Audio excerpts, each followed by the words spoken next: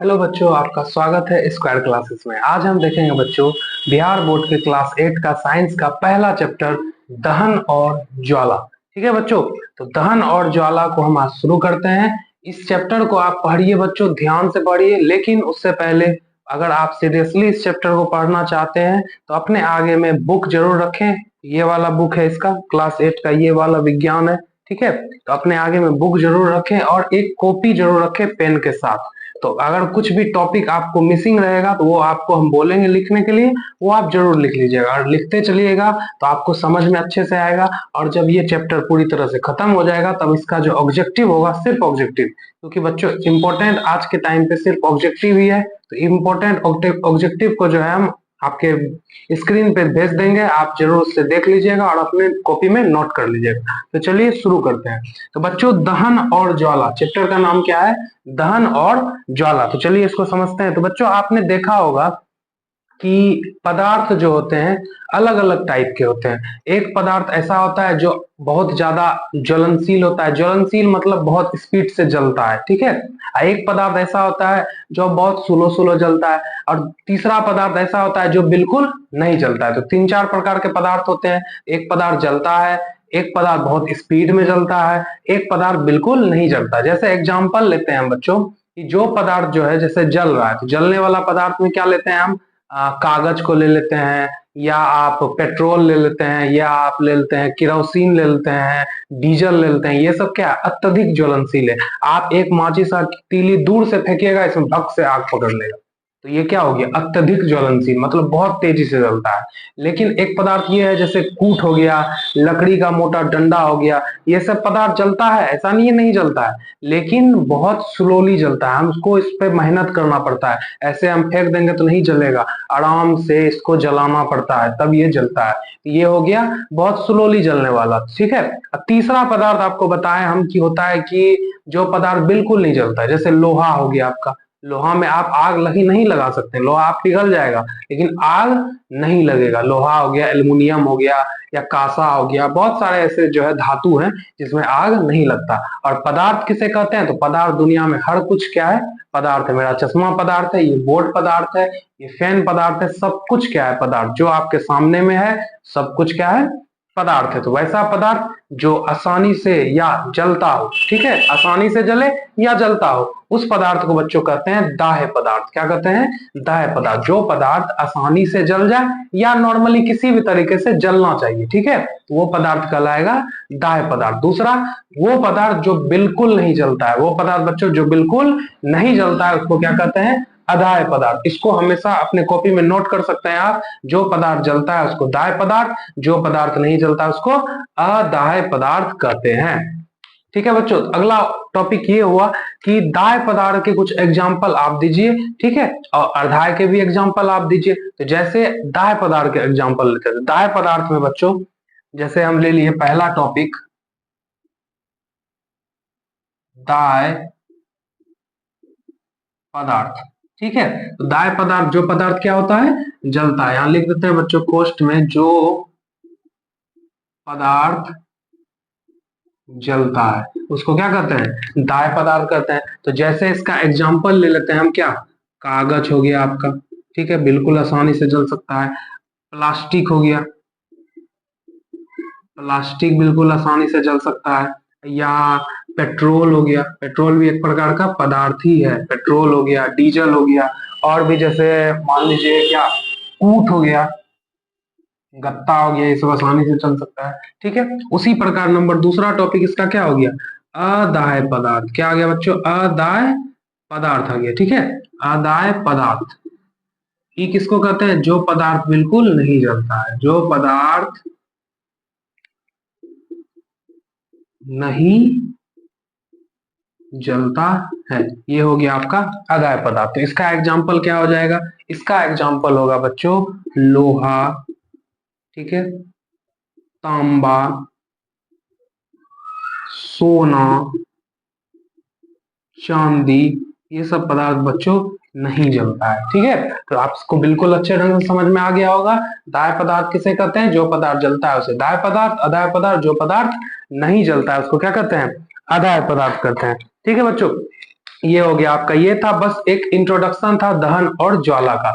अब चलते हैं टॉपिक पे। अगला टॉपिक बच्चों ये है पदार्थ का दहन और जलने की प्रक्रिया। पदार्थ का दहन और बच्चों जलने की प्रक्रिया। तो बच्चों जब हम जलने की प्रक्रिया का बात करते हैं तो आपको अगर हम दे दें कि मान लो कि बच्चों आपको जैसे कोई एक कागज का टुकड़ा दे दें, हम कोई पेपर वेपर का टुकड़ा दे दें, बोले बच्चों इसमें आग लगाना है, ठीक। तो आग लगाना है तो आपको क्या क्या चीज का जरूरत होगा आग लगाने के लिए? आप बोलिएगा सर एक माचिस दे दीजिए, अब बस उतने में हम आग लगा सकते हैं। एक माचिस लगेगा, आग लग जाएगा। लेकिन क्या आग लगाने के लिए सिर्फ माचिस ही एक प्रक्रिया है? और भी प्रक्रिया नहीं है, और भी बहुत सारा प्रक्रिया है बच्चों। तो और भी प्रक्रिया, पेज आप पलट सकते हैं। और भी बच्चों प्रक्रिया ये है कि पहले के टाइम में बच्चों माचिस नहीं था। पहले के टाइम में माचिस नहीं था। माचिस का तो आविष्कार हुआ है, कोई वैज्ञानिक होगा या कोई होगा जो माचिस को बनाया है। इसके बारे में भी हम इस बुक में पढ़ेंगे, माचिस का इतिहास, ठीक है, उसमें तब जानेंगे, अभी रहने देते हैं। तो माचिस जब पहले नहीं था तो आग कैसे लगाया जाता था, खाना कैसे बनाया जाता था? तो बच्चों टेक्निक से लगाया जाता है। टेक्निक यानी कि आप देखे होंगे कि हम मान लीजिए बच्चों दो पत्थर लेते हैं और पत्थर को जब आपस में टकराएंगे तो चिंगारी उत्पन्न होता है। आप देखे होंगे, अपने से प्रैक्टिस भी किए होंगे, जब पत्थर में पत्थर टकराता है क्या निकलता है? चिंगारी निकलता है। उस चिंगारी से भी तो आग लग सकता है, लग सकता है ना लग सकता है। तो पहले के टाइम में बच्चों जब माचिस नहीं था तब इसी पत्थर का प्रयोग कर करके जो है खाना हमारे जो पूर्वज थे वो बनाते थे और खाते थे। पत्थर में पत्थर को जोर जोर से रगड़ते थे तो पत्थर गर्म होता था, उसके बाद से चिंगारी फेंकता था। चिंगारी फेंकने के बाद जो है आग लग सकता था, आग लगाया जाता था। इसी पर इस चीज को आप अपने में साथ प्रैक्टिकल करके भी देख सकते हैं बच्चों। जब आप इस चीज को अंधेरे में करिएगा तो और भी अच्छा होगा। जब अंधेरे में आप पत्थर में पत्थर को टकराइएगा तो लाइट उत्पन्न होगा, चिंगारी उत्पन्न होगा, जो आपको आसानी से दिख जाएगा। दिन में नहीं दिखेगा, दिन में बस आपको जब इसको लगड़िएगा ना तो दिन में आपको बस क्या दिखेगा? गर्म होता हुआ दिखेगा। क्या दिखेगा? गर्म होता हुआ। एक प्रकार तो ये हो गया। एक प्रकार आपका क्या बताया हम आपको सबसे पहले, वो आपको भी पता है, माचिस। दूसरा हो गया पत्थर से, पत्थर में पत्थर टकरा के। तीसरा तरीका बच्चों आप लोग भी बहुत बचपन में किए होंगे, वो जो मैग्नीफाइड ग्लास होता है, गोल टाइप का नहीं होता है मैग्नीफाइड ग्लास, जो इस टाइप का कंपास में आता है बच्चों, जो आपके पास ज्योमेट्री बॉक्स होगा उसमें इस टाइप का एक दूरबीन टाइप का, मान लीजिए इसको, एक लेंस होता है जिससे हम क्या करते हैं, जब किसी चीज पे सूर्य का प्रकाश को केंद्रित करते हैं तो उसमें आग लग जाता है। तो अगर बच्चों हम इस एक ग्लास ले लिए, वही ग्लास को अगर हाथ पे कागज नहीं किसी और जगह पे कागज रख लिए और सूर्य का रोशनी जब उस कागज पे ग्लास पे पड़ेगा तो क्या करता है, देखिए इसका काम होता है क्या, सूर्य का रोशनी जो इस तरह आता है, ठीक है, आ रहा है सब रोशनी, आ रहा है सब रोशनी, ये क्या करता है, सभी रोशनी को एक जगह केंद्रित कर देता है। सभी रोशनी को एक जगह केंद्रित कर देते हैं, जिसके कारण ये यहाँ पे रखा हुआ कागज गर्म होने लगता है। कागज क्या होने लगता है? गर्म होने लगता है। गर्म होने के साथ धीरे धीरे क्या हो जाता है? जलने लगता है बच्चों। तो ये था बच्चों दहन का और भी ज्यादा और भी सारा क्या प्रक्रिया। अब जैसे बच्चों आगे बढ़ते हैं, अब आगे आगे बढ़ते हैं और समझते हैं इसको, ठीक है। चलिए बच्चों देखते हैं आगे। जैसे अब बात कर रहे हैं हम कि आपको बच्चों ये जो हम प्रक्रिया आपको बताए, एक माचिस वाला बताए, एक पत्थर वाला बताए और एक बताए आपको मैग्नीफाइड ग्लास से बताए। तीन प्रक्रिया आपको बताए दहन करने का, ठीक है। तो आप एक चीज देखिएगा बच्चों की इस तीनों चीज में एक चीज कॉमन है। एक चीज कॉमन ये है कि बच्चों कि जब हम किसी चीज से भी, किसी भी साधन से, किसी पदार्थ में जब आग लगाते हैं तो बच्चों आग लगने से पहले क्या होता है? आग लगने से पहले वस्तु गर्म होता है। वस्तु क्या होता है? गर्म होता है। जैसे आप पत्थर में पत्थर रगड़िएगा ना तो पहले वह पत्थर गर्म होगा, उसके बाद चिंगारी फेंकेगा। अचानक चिंगारी नहीं फेंकता है, पहले पत्थर गर्म होता है फिर चिंगारी फेंकता है। आप किसी भी जैसे कागज को जो है आप सलाह बाड़िएगा तो बहुत स्पीड में कागज जलता है, लेकिन तुरंत बाढ़ के हटा लीजिएगा तो पहले कागज गर्म होता है। पहले कागज गर्म होगा फिर वो जलना प्रारंभ करेगा। तो इससे यह साबित होता है बच्चों कि सभी पदार्थ का अलग अलग तापमान होता है जलने का, ठीक है। तो सभी पदार्थ का क्या होता है? अलग अलग तापमान होता है जलने का। जैसे यहाँ देखिए आप बच्चों कि मान लीजिए कि हम क्या लेते हैं, एक कोई भी चीज, एक तख्ता ले लेते हैं, ठीक है, एक तख्ता ले लेते हैं, किसी चीज लकड़ी का तख्ता ले लेते हैं। तो इसका जो है अगर बोला जाए, बात किया जाए कि इसका तापमान कितना है, ज्वलन ताप कितना है, इसको बच्चों ज्वलन ताप कहते हैं। तो जो पदार्थ जिस तापमान पर जलता है वो जो है उस पदार्थ का ज्वलन ताप कहलाता है, ठीक है। इसको समझेंगे हम आगे, देखिए।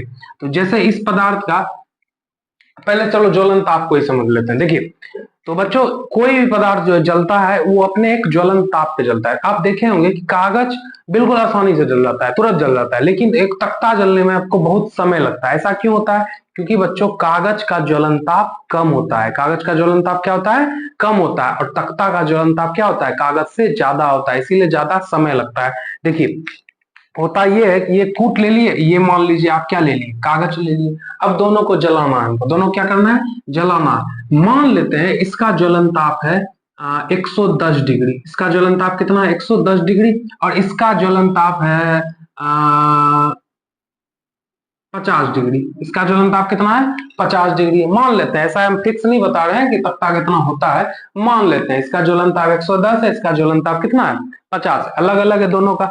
तो 50 डिग्री जो है, तो बच्चों हम जब कोई सलाह को बारेंगे तो सबसे पहले जो ऊष्मा बनेगा वो 50 डिग्री का बनेगा, 110 का बनेगा। ऑब्वियस बात है 50 का बनेगा। पहले 50 तक पहुंचेगा, तब ना 60 तक जाएगा, तब ना 70 तक जाएगा, तब ना 80 तक जाएगा, तब ना 110 तक जाएगा। लेकिन पहले तो क्या बनेगा? 50 बनेगा। और 50 बनने में भी समय लगेगा ना। 50 बनेगा तुरंत ही जल जाएगा। तो आप जब सलाह को बारते हैं तो आपका सलाह का तापमान क्या होता है? नॉर्मल रहता है, 0। जैसे वो जलता है उसका तापमान क्या होता है? हीट करता है। तापमान हीट करता है, तापमान आगे धीरे धीरे धीरे धीरे बढ़ने चले जाता है, तुरंत बढ़ता है। सलाह में तुरंत बढ़ता है, मान सकते हैं कि धीरे धीरे उसी तरह बढ़ता है। और जैसे तापमान 50 डिग्री पर पहुंचता है, कागज क्या हो जाता है? जल जाता है। उसी प्रकार कूट में होता है, ये मतलब तख्ता में होता है। तख्ता तक सलाह बाढ़ के रखिए आप यहाँ पे। 50 पे रहेगा नहीं जलेगा, 60 पे रहेगा नहीं जलेगा, 80 पे जाएगा नहीं जलेगा, 90 पे जाएगा नहीं जलेगा। जैसे ही 110 पे जाएगा तापमान, ये क्या होगा? जल उठेगा। आप जैसे रूम का टेम्परेचर होता है बच्चों, रूम का टेम्परेचर कितना है? 37 डिग्री सेल्सियस है। 37 डिग्री सेल्सियस पे कागज नहीं जलता है। अगर मान लीजिए कागज का तापमान 37 डिग्री होता, कितना होता बच्चों? 37 डिग्री होता। लेकिन गर्मी में क्या होता है? तापमान 37 40 यहाँ तक पहुंच जाता है। इसका ज्यादा इसीलिए नहीं जलता है। अगर 37 डिग्री का इसका ज्वलन ताप होता तो ये आसानी से जल सकता था। आप रूम में रखते और रूम में जल जाता है। ऐसा भी पदार्थ है जो रूम के टेम्परेचर पे भी जल उठता है, उसका ज्वलन ताप क्या होगा? बहुत ज्यादा कम होगा। इसीलिए जैसे वो क्या है? सफेद फास्फोरस। सफेद फास्फोरस एक ऐसा पदार्थ है बच्चों जो कि रूम टेम्परेचर पे ही जल जाता है, मतलब कि उसका ज्वलन ताप बहुत कम होगा। जो रूम का टेम्परेचर कितना होता है? ज्यादा ज्यादा गर्मी के मौसम में 30 डिग्री होता है, ठंड में 16 डिग्री 17 डिग्री होता है। उसका ज्वलन ताप वो उससे भी कम होगा, 16 डिग्री से भी कम होगा। इसीलिए वो रूम के टेम्परेचर पे भी क्या होता है? पड़ाक दूर जल जाता है। इसीलिए उसको जलने से बचाने के लिए पानी में या केरोसिन में डुबा के रखते हैं, ताकि वो बहुत ज्यादा क्या रहे? ठंडा रहे और जले नहीं। तो यही होता है ज्वलन ताप। तो ज्वलन ताप को कहते हैं किसको है बच्चों? वह न्यूनतम तापमान जिस पर पहुंचने के बाद कोई पदार्थ क्या होता है? जल उठता है। उसे उस पदार्थ का क्या कहते हैं? ज्वलन ताप कहते हैं। तो इसको नोट कर लीजिए बच्चों, वह न्यूनतम तापमान जिस पर पहुंचने के बाद, आपके स्क्रीन पे आ रहा होगा, इसको आप नोट कर लीजिएगा। तो चलिए बच्चों, आप समझ गए होंगे पहला टॉपिक क्या था मेरा? दाह्य पदार्थ, दूसरा अदाह्य पदार्थ, तीसरा क्या था? ज्वलन ताप। तो कोई पदार्थ जो है, जो उसके ज्वलन ताप जितना होता है, अगर आप उतना तक पहुंचा सकते हैं किसी भी चीज के माध्यम से, माचिस से, पत्थर से या मैग्नीफाइड ग्लास से, आप अगर उस तापमान पे पहुंचा दीजिएगा तो वो तापमान क्या होगा? जलने लगेगा। तो अब आपसे एक क्वेश्चन पूछते हैं बच्चों कि बताइए हमको कि पेट्रोल का ज्वलन ताप कम होता है कि केरोसिन का ज्वलन ताप कम होता है? तो आप बताइए बच्चों हमको ये कि पेट्रोल में जल्दी आग लगता है कि केरोसिन में जल्दी आग लगता है? तो ऑब्वियस बात है पेट्रोल में जल्दी आग लगता है। इसीलिए पेट्रोल का ज्वलन ताप क्या होगा? कम होगा। जितना ज्वलन ताप कम होगा उतना ज्यादा जल्दी आग लगेगा। तो बिल्कुल आसानी से आपको लग रहा है, हमको समझ में आ रहा है। अगर समझ में आ रहा है बच्चों एक बार कमेंट बॉक्स में जरूर बताइएगा, ठीक है। अब चलते हैं बच्चों अगले टॉपिक की ओर। चलिए बच्चों, तो आगे बढ़ते हैं। तो अगला टॉपिक बच्चों ये है कि जलने के लिए और क्या चाहिए। तो अगला टॉपिक मेरे साथ आपके साथ जो है ये है कि जलने के लिए और क्या चाहिए। तो बच्चों जलने के लिए हमको क्या क्या चाहिए? जलने के लिए जो है सबसे पहले ज्वलनशील पदार्थ चाहिए, मतलब दाह्य पदार्थ चाहिए। आप दाह्य पदार्थ को ही जला सकते हैं, कोई भी लोहा को तो आप जला नहीं सकते हैं, चाहे उसके पीछे कुछ भी मेहनत कर लीजिए। तो जलने के लिए सबसे पहले तुमको दाह्य पदार्थ लगेगा। उसके बाद उसको उसके ज्वलन ताप तक पहुंचाने के लिए कोई भी साधन, माचिस हो या कोई भी और भी साधन, आपको 3-4 साधन बताए वो हो, किसी भी तरीके से ये चाहिए। और क्या चाहिए? ये दो चीज तो चाहिए, और क्या चाहिए इसको समझते हैं बच्चों। आप क्लास 7 के बुक में पढ़े होंगे जोसेफ प्रिस्टले का प्रयोग।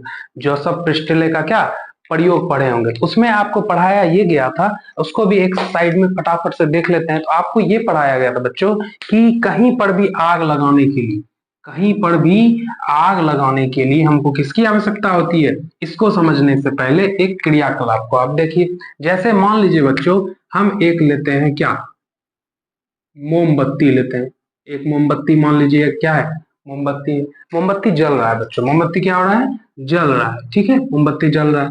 अब मान लीजिए एक गिलास लिए हम, इसमें एक गिलास से क्या किए, शीशा का गिलास से इसको पूरी तरह से ढक दिए, पूरी तरह से क्या किए, ढक दीजिए। तो आप देखिएगा मोमबत्ती क्या होता है, बुझ जाता है। मोमबत्ती क्या होता है, बुझ जाता है। मोमबत्ती जल रहा था, बिल्कुल आसानी से जला, जैसे हम गिलास इस पे रखेंगे तो मोमबत्ती क्या हो जाएगा, बुझ जाएगा। ऐसा क्यों होता है, ऐसा क्यों होता है? तो बच्चों ऐसा इसलिए होता है क्योंकि जलने के लिए हमको ज्वलनशील पदार्थ, जलाने के लिए जो है हमको कोई माचिस, साथ में हमको जरूरत किसका होता है, O2 ऑक्सीजन यानी हवा का जरूरत होता है। बिना हवा का बच्चों आग लगाना पॉसिबल नहीं है। आप लोग देखे होंगे मेला में आजकल क्या होता है, वो फायर पान चल रहा है, आप देखे होंगे फायर पान। तो फायर पान में देखिए क्या होता है बच्चों, इस तरफ पान रहता है, पान में आग लगाया जाता है और आपको बोला जाता है मुंह खोलिए, और सीधा मुंह के अंदर डाल देते हैं, आप मुंह को बंद कर लेते हैं, तो आग क्या हो जाता है, बुझ जाता है। आग इसलिए बुझता है बच्चों क्योंकि उसमें हमको ऑक्सीजन, मेरे मुंह में आग करेंगे तो जाएगा, अब मुंह जैसे बंद करें ऑक्सीजन खत्म होगा, आग बुझना तय है। यही अगर सोच लीजिए कि ऑक्सीजन के बिना भी आग लगता तो आप ये मुंह वाला काम कर पाते, नहीं कर पाते। फायर पान बिकता ही नहीं, जैसे मुंह के अंदर जाता, अब आग जलते रह जाता, पूरा जबड़े हम लोग का जल जाता। फायर पान कैसे यूज करते, इसीलिए बच्चों ऑक्सीजन का बहुत ज्यादा जरूरत है। आप बचपन में भी किए होंगे, सलाह बार के मुंह के अंदर में काठी रख लिए, मुंह को बंद कर दिए, आग बुझ जाता है। इसीलिए हमारे जबड़ा कोई नुकसान नहीं होता है। ये सब करना नहीं चाहिए, लेकिन अगर ये सब बताने के लिए आपको बताया, फायर पान जैसे हो गया तो मुंह के अंदर जाता है, ऑक्सीजन बंद हो जाता है और क्या हो जाता है, आग बुझ जाता है। इससे ये पता चलता है बच्चों की हवा हमको आग लगाने के लिए बहुत जरूरी है, बिना हवा का जो है आग नहीं लग सकता है, ठीक है। इसीलिए आप बच्चों देखे होंगे कि बहुत सारी चीजों में जो है आग के लिए जगह छोड़ा जाता है। जैसे बच्चों लकड़ी वाले चूल्हे में आप देखे होंगे कि आग के लिए जगह छोड़ी, हवा के लिए जगह छोड़ा जाता है, एक छेद अलग से बनाया जाता है ताकि उससे क्या हो जाए, हवा आ सके। उसी प्रकार केरोसिन वाला जब आप स्टोव देखिए, जिसमें से ना पंप के द्वारा करते हैं, केरोसिन का स्टोव होता है, वो केरोसिन चूल्हा होता है, आप लोग नहीं देखे होंगे शायद। तो केरोसिन वाला भी एक चूल्हा, जैसे गैस वाला चूल्हा होता है उसी प्रकार केरोसिन वाला चूल्हा होता है, पहले चलता था ये। उसमें इस तरह से हवा भरा जाता था, एक छिद्र होता था अलग से, जिससे हवा खींच के उसमें डाला जाता, जिससे वो क्या पकड़ता था, आग पकड़ता था। गैस के बर्नर में आप देखिएगा, तो जिसमें आग लगता है वो बर्नर जो होता है उसमें छोटा छोटा छिद्र होता है, वो किसके लिए होता है, छिद्र होता है किसके लिए, आग को पहुंचाने के लिए। तो बच्चों हमको क्या क्या चीज, इस चीज से जो है हमको क्या पता चला कि आग लगाने के लिए हमको किस चीज की जरूरत होती है, ज्वलनशील पदार्थ का होना तो सबसे बेसी जरूरी है। उसके बाद ज्वलन ताप तक, उस पदार्थ को जो है ज्वलन ताप तक पहुंचाने का क्या होना चाहिए, उपाय होना चाहिए। उसका डिग्री, मान लीजिए ज्वलनशील पदार्थ जो लिए ना, उसका डिग्री 100 डिग्री सेल्सियस, वहां तक में जो है ज्वलन ताप, जैसे आप लोग सेवंथ में पढ़े होंगे पानी किस ताप पे उबलता है, 100 डिग्री सेल्सियस। तो 100 डिग्री तक सेल्सियस जब तक पहुंचाइएगा नहीं तो पानी उबलेगा नहीं, उबलेगा। उसी प्रकार किसी पदार्थ का ज्वलन ताप 100 डिग्री सेल्सियस है, तो हमको 100 डिग्री तक सेल्सियस तक पहुंचाने का हमको क्या चाहिए,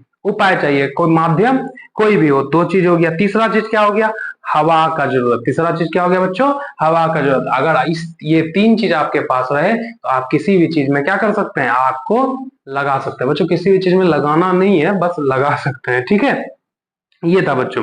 तो अगला टॉपिक आपका है बच्चों माचिस का कहानी। माचिस का क्या था, कहानी। चलिए इस कहानी को समझते हैं बच्चे, समझते हैं इस कहानी को। देखिए होता यह है कि आप जानते ही होंगे कि पुराने समय में चकमक पत्थरों को आपस में रगड़ने से निकलने वाली चिंगारी से आग जलाई जाती है। अभी तुरंत आपको बताएं तो माचिस बनाने का प्रयास जो बच्चों हुआ सबसे पहले 1680 ईस्वी में हुआ। तो जो माचिस बनाना एक आदमी चाहा तो सबसे पहले इसके बारे में सोचा 1680 ईस्वी में, 1680 में हुआ।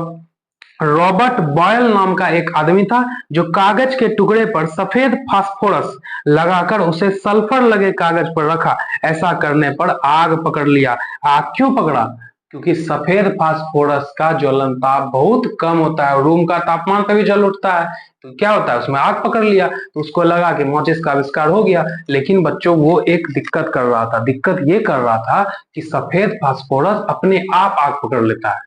ठीक है, आप देखे होंगे कि बाबा बाबा भी कुछ होते हैं ना जो जादू दिखाते हैं, वो भी सफेद फास्फोरस का प्रयोग करते हैं आग लगाने के लिए। आप देखिएगा हवन में आग अपने आप लग जाता है, मंत्र पढ़ता है, हवन में आग अपने आप लग जाता है, तो मंत्र जो है पढ़ा जाता है और आग लग जाता है, उसके अंदर में पहले से सफेद फास्फोरस डाल दिया जाता है, आग अपने आप पकड़ लेता है। लेकिन ऐसा नहीं बच्चों, सभी बाबा ऐसा करते हैं, कुछ मंत्र में भी शक्ति है जिसके द्वारा जो है आग पकड़ता है। ठीक है, कुछ करते हैं ऐसे सफेद फास्फोरस का प्रयोग, लेकिन कुछ में जो है सही में ऐसा शक्ति होता है जो आग लगा सकता है। चलिए उसको छोड़िए, उसको आगे की बात है। तो माचिस का हम कहानी समझ रहे थे। तो 1680 में जो है रॉबर्ट बॉयल ने जो है कागज के टुकड़े पर क्या रखा, सफेद फास्फोरस लगा और सल्फर लगे कागज पर उसको क्या कर दिया, रख दिया, तो आग पकड़ लिया। लेकिन सफेद फास्फोरस आपको पता है कि रूम के तापमान पे भी जल उठता है, रूम के तापमान पे भी जल उठता था, इसीलिए वो माचिस में अपने आप आग पकड़ लेता था, अपने आप जो आग पकड़ता था, इसीलिए वो माचिस क्या हो गया, रद्द करना पड़ गया। रद्द इसीलिए करना पड़ गया क्योंकि देखिए बच्चों की माचिस हम कहीं पे रखें, आपके घर में बहुत सारा माचिस होगा और सोच लीजिए उसमें अपने आप आग पकड़ लेगा, तो घर तुरंत खत्म हो जाएगा, राख हो जाएगा, अपने आप आग पकड़ेगा, जहां तहां आग धर लेगा। इसीलिए उस प्रयोग को जो है क्या कर दिया गया, रद्द कर दिया गया। उसके बाद जो है जो माचिस का हम आज प्रयोग करते हैं, जो माचिस हमारे घर में अभी है, उसका शुरुआत जो है 1845 ईस्वी में हुआ। 1845 ईस्वी में हुआ। कैसे हुआ इसको समझते हैं बच्चों। 1845 ईस्वी में जो है पहला बार जो है लाल फास्फोरस का क्या किया गया, आविष्कार किया गया। लाल फास्फोरस का क्या किया गया, खोज किया गया। तो लाल फास्फोरस का जो खोज कैसे हुआ, क्योंकि लाल फास्फोरस का जब पता चला तो लाल फास्फोरस में एक चीज ऐसा था कि वो अपने आप नहीं जलता था, उसको जलाना पड़ता था। इससे जो है लाल फास्फोरस से ही जो है माचिस का आविष्कार हुआ। चलो आगे अच्छे ढंग से इसको समझते हैं, अगले पेज पे चलते हैं। देखिए होता ये है कि लाल फास्फोरस जो है, लाल फास्फोरस से जो है माचिस जो बनाया था उसका नाम था कार्ल लुडस्टॉन ने 1855 में स्वीडन में बनाई थी। तो 1855 में जब जो है लाल फास्फोरस का आविष्कार हुआ बच्चों 1845 ईस्वी में, तो पता ये चला कि लाल फास्फोरस अपने आप नहीं जलता है। ठीक, तो 10 साल बाद जो है लाल फास्फोरस का प्रयोग करके माचिस बनाया गया। तो लाल फास्फोरस का ये खासियत था कि वो अपने आप नहीं जलता था, उसमें जो है आग लगाना पड़ता था। कैसे लगाना पड़ता था, उसमें जो है पोटेशियम क्लोरेट जो है, पोटेशियम क्लोरेट में अगर लाल फास्फोरस को घसा जाता था तो पोटेशियम क्लोरेट में आग पकड़ लेता था। क्या पकड़ लेता था बच्चों, आग पकड़ लेता था। उसी के जानकारी के अनुसार जो है माचिस का प्रयोग किया गया। तो इस क्वेश्चन ये बनता है बच्चों, देखिए माचिस होता है, माचिस का एक डिब्बा है, एक क्या होता है, तीली होता है। तीली में जो लगा होता है वो लाल कलर का और काला कलर का, वो जो आप माचिस के तीली में देखते हैं वो तीली में होता है क्या, वो तीली में लगा होता है पोटेशियम क्लोरेट, और जो माचिस का डिब्बा में जो आप देखते हैं वो क्या लगा होता है, लाल फास्फोरस लगा होता है। क्या लगा होता है बच्चों, लाल फास्फोरस लगा होता है, जो आसानी से क्या होता है, जल उठता है। इसी से लिए क्या होता है 1855 में स्वीडन में जो है कार्ल लुडस्टॉन नाम का एक वैज्ञानिक था जो क्या किया, माचिस का आविष्कार किया।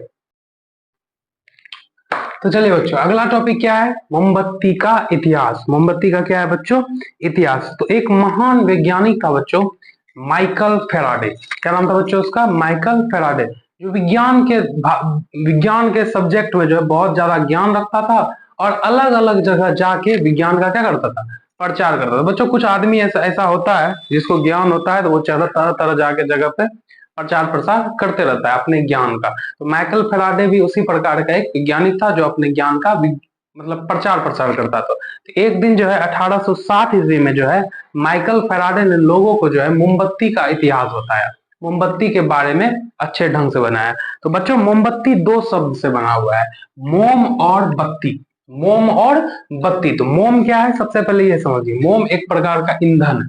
मोम एक प्रकार का क्या है, ईंधन है। जो हमको वो मोम का जो ईंधन होता है जो हमको मधुमक्खी के छत्ते से भी प्राप्त हो सकता है और भी बहुत सारा जगह से जो है मोम प्राप्त होता है। तो मोम एक प्रकार का ईंधन है, जैसे पेट्रोल डीजल तेल वेल ईंधन है, उसी प्रकार मोम क्या है, ईंधन। दूसरा चीज है उसमें क्या, बत्ती, जिसमें आग लगाया जाता है। वो जो एक पतला सा डोर होता है इसमें आग लगाते हैं उसको कहते हैं बत्ती। तो बत्ती जो होता है, एक बत्ती ये बत्ती जो इस प्रकार बत्ती है, इसके चारों तरफ क्या भरा होता है? मोम लगा होता है। चारों तरफ क्या लगा होता है? मोम। या जो आप चारों तरफ देख रहे हैं, ये मोम लगा होता है, बीच में क्या होता है? बत्ती। तो चारों तरफ मोम और बीच में बत्ती से ही मिलकर क्या बना? मोमबत्ती। क्या बना बच्चों? मोमबत्ती। तो मोमबत्ती किस प्रकार जलता है, इसको समझते हैं। जब हम मोमबत्ती को बच्चों जलाते हैं, तो इस मोमबत्ती में, बत्ती में जब आग लगाते हैं, तो बत्ती में हल्का फुल्का मोम लगा होता है, तो ये आसानी से जल जाता है। जैसे ही जलता है, जैसे ही क्या होता है बच्चों? जलता है, तो जलने के बाद क्या होता है? ये वाला जगह आग के कारण पिघलने लगता है। यहाँ जो मोम है ऊपर में, ये क्या होता है? पिघलने लगता है। और पिघलने के बाद क्या होता है? ये बत्ती के सहारे ऊपर जाता है। ये बत्ती के सहारे क्या होता है? धीरे धीरे ऊपर जाए। जैसे पिघला ऊपर गया, जैसे पिघला ऊपर गया, और पिघलता है जलता है, पिघलता है जलता है, पिघलने के बाद ऊपर जाता है और मोम जलते रहता है। बत्ती नहीं जलता है बच्चों, जलता क्या है? मोम जलता है। तो मोम इस पर लगा होता है, यहाँ पे जो है मोम है, मोम जैसे आग लगा, पिघला, तो पिघलने के बाद ये क्या हो जाता है? ऊपर जाता है, ऊपर जाता है और मोम जलता है। मोम जलने के बाद क्या बनाता है? मोम जलने के बाद बच्चों हाइड्रोजन और कार्बन बनाता है। हाइड्रोजन और क्या बनाता है? कार्बन बनाता है। जो हाइड्रोजन जो होता है वो जलकर जलवाष्प बन जाता है। क्या बन जाता है बच्चों? जलवाष्प बन जाता है। इसी प्रकार जो है कार्बन का जो है, कार्बन को भी ये अच्छी तरह से क्या करता है? जला देता है। तो लेकिन कुछ कार्बन जो है क्या होता है? बच जाता है, जो ज्वाला के बाहरी भाग में जलता है। इसमें बच्चों मोमबत्ती जब जलता है, इसमें 3 भाग होता है। इसके बारे में हम आगे पढ़ेंगे, आपको समझ में तब आ जाएगा अच्छे ढंग से। तो जो कार्बन बच जाता है, वो कार्बन क्या होता है? ज्वाला के अगले भाग में जलता है। इसी प्रकार जो है मोमबत्ती हमको क्या देती है? जलकर काफी मात्रा में ऊर्जा देती है, उष्मा देती है, और क्या देती है? रोशनी प्रकाश प्रदान करती है, प्रकाश प्रदान करती है। तो ये था बच्चों आपका क्या? मोमबत्ती का इतिहास। अब आगे बढ़ते हैं। चलिए बच्चों, तो आगे ये है बच्चों अगला टॉपिक कि क्या कभी आपने सोचा है कि आग गर्म क्यों होता है? आग क्या होता है बच्चों? गर्म क्यों होता है? तो जब भी बच्चों हम किसी ईंधन में आग लगाते हैं, किसी भी लकड़ी वकड़ी में जब हम आग निकलते हैं, उससे 2 चीज निकलता है। उससे क्या निकलता है बच्चों? 2 चीज। पहला तो कार्बन डाइऑक्साइड निकलता है, ये बात आप क्लास 7 में ही पढ़े होंगे। पहला चीज क्या निकलता है? कार्बन डाइऑक्साइड निकलता है। दूसरा चीज क्या निकलता है? जलवाष्प निकलता है। क्या निकलता है बच्चों? जलवाष्प निकलता है। तो जो कार्बन डाइऑक्साइड और जलवाष्प निकलता है, ये एक प्रकार का क्या है? रासायनिक अभिक्रिया है। एक प्रकार क्या है बच्चों?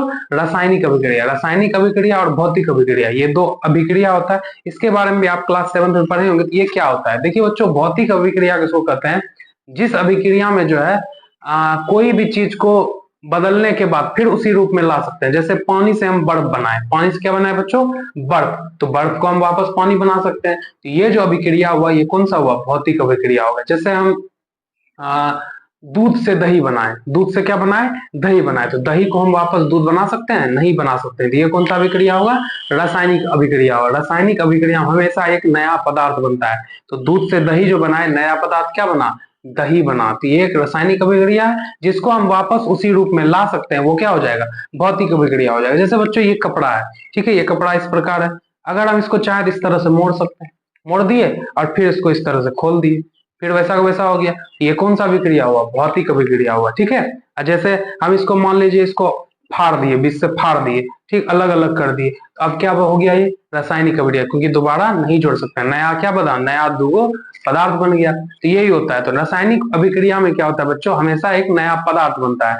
इसमें जो नया पदार्थ बन रहा है ना बच्चों, वो क्या बन रहा है?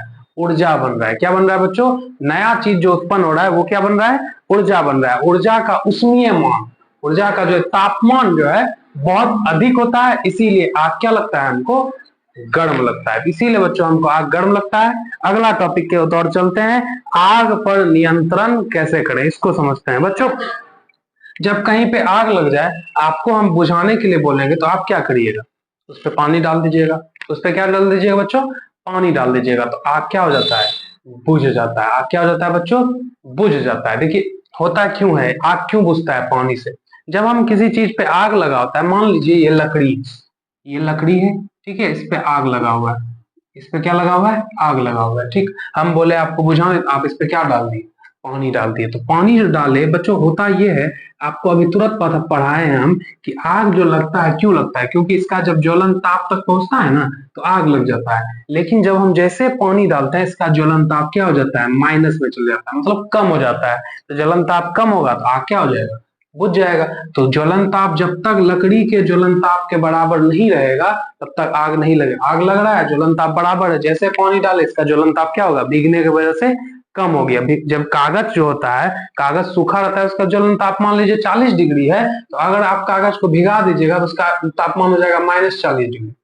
अब -40 डिग्री, 40 डिग्री तक जब तक नहीं पहुंचाइएगा तो आग लगेगा, नहीं लगेगा। इसीलिए जो क्या होता है, आग जो है आसानी से बुझ जाता है। ठीक है, आगे बढ़ते हैं। अब देखिए क्या होता है, दूसरा प्रक्रिया ये है कि हम जो है आग लगता है तो वहां का अगर हम हवा बंद कर दे उस जगह का तो उससे भी आग बुझाया जा सकता है। जैसे आप देखे होंगे कि मोबाइल में आपको दिखाया जाता है कि जब गैस में आग लग जाए, सिलेंडर में आग लग जाए, कैसे बुझाएं। तो उसमें जो है कपड़ा वपड़ा या भीगा हुआ बोरा लपेट देने से आग बुझ जाता है। ऐसा क्यों होता है, क्योंकि आपको पता है बच्चों, आग लगने के लिए ऑक्सीजन का बहुत ज्यादा आवश्यकता होता है, ऑक्सीजन का आवश्यकता होता है। जैसे हम उस पर कपड़ा बांध देते हैं तो आग को क्या कर दिया जाता है, बुझा दिया जाता है। तो पहला प्रक्रिया तो आपका क्या हो गया, आग को बुझाने का, कि पानी डाल दें आप, ठीक है, पानी से बुझा सकते हैं। दूसरा हो गया कि आप ऑक्सीजन को रोक दें, ऑक्सीजन को क्या कर दें, रोके, ऑक्सीजन को रोक दें। ठीक, अब तीसरा प्रक्रिया आप चलते हैं। तीसरा प्रक्रिया है बच्चों अग्निशामक यंत्र। अग्निशामक यंत्र, अग्निशामक यंत्र, इसको समझते हैं। ये थोड़ा बड़ा टॉपिक है, इसको अच्छे से समझते हैं बच्चों। अग्निशामक यंत्र जो होता है दो प्रकार का होता है। अग्निशामक यंत्र कितने प्रकार का होता है, दो प्रकार का होता है। चलिए दोनों को देखते हैं। ठीक है, देखिए पहला अग्निशामक यंत्र इस प्रकार होता है, नॉर्मल सा, आपको दिखेगा मार्केट में।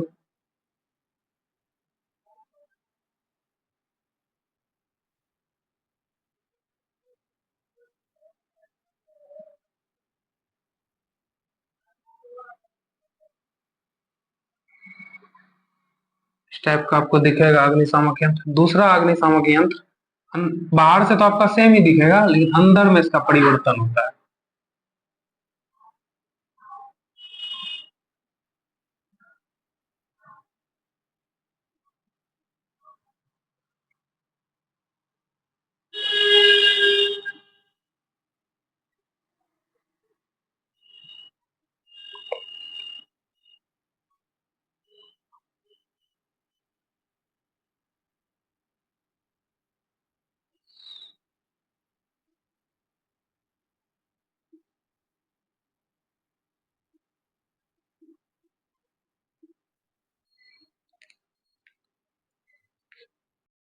चलिए बच्चों देखते हैं अग्निशामक यंत्र को। अग्निशामक यंत्र बच्चों दो प्रकार का होता है। आपको बाहर से दोनों नॉर्मल सेम ही दिखेगा, लेकिन अंदर से दो प्रकार का होता है। एक तो पहला ये हो गया जिसमें अंदर में बच्चों CO2 भरा होता है, कार्बन डाइऑक्साइड भरा होता है। तो कार्बन डाइऑक्साइड पूरा तरह से उच्च दाब पर भरा होता है, बहुत ज्यादा प्रेशर में भरा होता है। तो प्रेशर में जैसे भरा होता है, जिसका लॉक तोड़ते हैं तो स्पीड में जो है CO2 निकलता है, और CO2 निकलने से आग क्या हो जाता है, बुझ जाता है। आग क्या हो जाता है बच्चों, बुझ जाता है। क्यों बुझ जाता है, कि जैसे हम आग यहाँ पे लगा हुआ है, यहाँ पे मान लीजिए आग लगा हुआ है, जैसे हम इस पे CO2 डालेंगे तो इसका ऑक्सीजन क्या हो जाएगा, खत्म हो जाएगा। इसका क्या हो जाएगा, ऑक्सीजन खत्म हो जाएगा। क्योंकि बच्चों आग लगने के लिए हमको O2 का जरूरत होता है, CO2 का जरूरत नहीं होता। तो यहाँ हमको क्या मिलेगा, CO2 मिलेगा, इसीलिए आग को क्या कर दिया जाएगा, बुझा दिया जाएगा। दूसरा ये हो गया बच्चों आपका अग्निशामक यंत्र। इसमें क्या होता है बच्चों, अग्निशामक नॉर्मल रहता है, अंदर में एक शीशा का जो है एक प्रकार का गैलन मान लीजिए, एक प्रकार का शीशा का बना होता है।